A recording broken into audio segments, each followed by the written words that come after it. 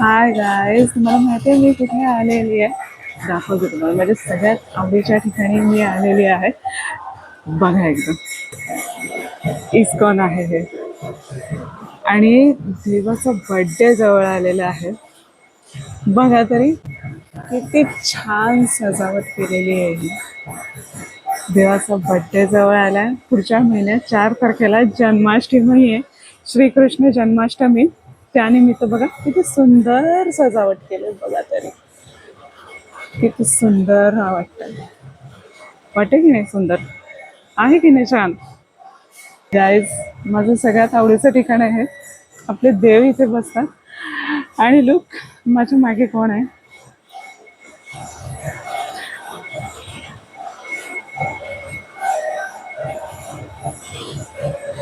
कोण आहेत? कोण आहेत? सृष्टीचे सर्वे सर्व आहेत. आपण आज हेच बघायला आलोय की हे आपले कोण आहेत? सृष्टीचे सर्व सर्व आहेत. सृष्टी चालवतात. तुम्हाला माहिती आहे चातुर्मास चालू आहेत. आणि हा जो चातुर्मास आहे ह्याच्यामध्ये देव सेम ह्याच पोझिशन मध्ये असतात.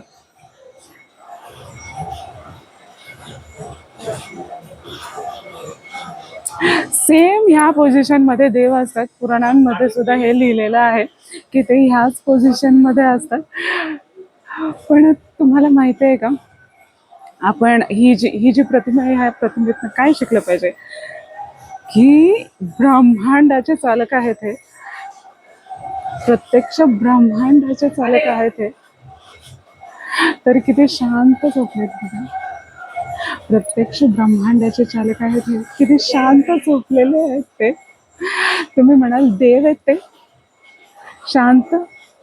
काय टेन्शन आपल्याला बघा ना, एक टेन्शन असलं की आपण अख्खं घर वर खाली काढतो किंवा गोंधळ घालतो. आपण आपली मनस्थिती अजिबात शांत नसते. देवाकडनं हे शिकलं पाहिजे की कुठल्याही परिस्थितीत शांत राहायला पाहिजे. तुम्ही म्हणाल देवाला नाही आहे टेन्शन, देवाला कसलं आलं टेन्शन, सर्वे सर्व आहेत ते. तर तुम्हाला सांगते, जे नास्तिक लोक असतात त्यांना दृष्टांत द्यायचा असतो. जे त्यांचे खरे भक्त असतात त्यांना, जर ते संकटात असतील तर त्यांना वाचवायला, त्यांची मदत करायला त्यांना जसं असेल तसं जावं लागतं. हां, त्यांच्या मागे किती टेन्शन्स आहेत बघा. आता ही सृष्टी चालवायची आहे त्यांना. हे ऊन, पाऊस, वारा हे असंच चालतंय का हो? आता तुम्ही म्हणाल की हे सगळं आम्ही पाहिलेलं आहे, आम्ही हे सगळं बघितलेलं आहे. पण माझ्या दृष्टिकोनाने एकदा बघा की ही जी सृष्टी आहे, ही जी चालतीये, बघा ना, आता तुम्ही सुद्धा कोणी कुठेतरी जॉब करत असाल, तुम्ही सुद्धा कुठेतरी बिझनेस करत असाल, तुम्ही घरात काम करताय किंवा तुम्ही कुठेतरी म्हणजे शिकताय, तर तुम्ही बघाल 2 दिवस आमचा आपण तिथे गेलो नाही, बिझनेसमध्ये गेलो नाही, सुट्टी घेतली, जॉबवर गेलो नाही, सुट्टी घेतली, सगळं कसं मिसमॅनेज होतं. सगळं आपल्याला मॅनेज करावं लागतं. ही एवढी मोठी सृष्टी अशीच चालतीये का हो? नाही. त्याचं मॅनेज करणारा आहे मागे मॅनेजर. सर्वे सर्व हे सृष्टीचे पालन करता हे आहेत. हे जे हे सृष्टी मॅनेज करतात ही अशीच नाही मॅनेज होत आहे.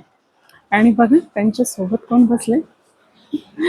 हे जग जन हे जग चाललंय ना ज्यांच्यामुळे, त्या आपल्या सगळ्यांच्या आई लक्ष्मी माता. त्यांचं पण एक बघा, खूप सगळेजण म्हणतात, मी असं ऐकलंय की लक्ष्मी खूप चंचल असते. पण तुम्ही बघा बघा कशा ते शांत बसले देवांच्या सोबत. म्हणून असं म्हणतात की आपला जो देवारा असतो ना, त्या देवाऱ्यामध्ये लक्ष्मीची मूर्ती ठेवावी, पण लक्ष्मी नारायणाची मूर्ती ठेवावी, जेणेकरून जी लक्ष्मी चंचल असते, खर्च होते किंवा काय घरात राहत नाही, तर ती राहते घरामध्ये जर लक्ष्मी नारायणाची दोघांची मूर्ती असेल तर. बघा ना, का ते सांगते? कारण जर देव सोबत असेल तर त्यांना कसली आली आहे चिंता, हो की नाही? देव जर सोबत असतील तर त्यांना कसली आली चिंता, त्या स्थिर राहतात. म्हणून घरामध्ये स्थिर लक्ष्मी राहण्यासाठी लक्ष्मी नारायणाची मूर्ती ठेवली जाते. तर हा असा व्लॉग आहे आजचा. पुढच्या वेळी पण आपण बघूया. इथे नरसिंहाची सुद्धा एक प्रतिमा आहे. पुढच्या वेळी मी त्याबद्दल तुम्हाला सांगेन. हे बघा, हे बघा वरती आहे. नरसिंहदेवाची सुद्धा एक प्रतिमा आहे इथे. तर त्याबद्दल पुढच्या वेळेस सांगणार आहे. माझी ही सगळ्यात फेवरेट प्रतिमा आहे देवाची. किती शांत झोपलेत बघा. हा, अख्ख्या जगाच्या सर्व अख्ख्या जगाचं पालन करता आहे. हा, किती शांत आहे. खूप भारी वाटतं.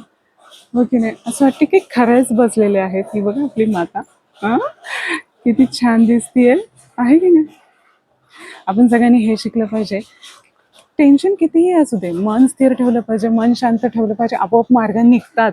एक शांत मन, तटस्थ बुद्धी, हे आपले जे प्रॉब्लेम्स असतात ना त्याच्यावरती मार्ग काढते. आता शांत मन ठेवायचं कसं? हे आजकालच्या जगामध्ये शांत मन ठेवायचं नाही.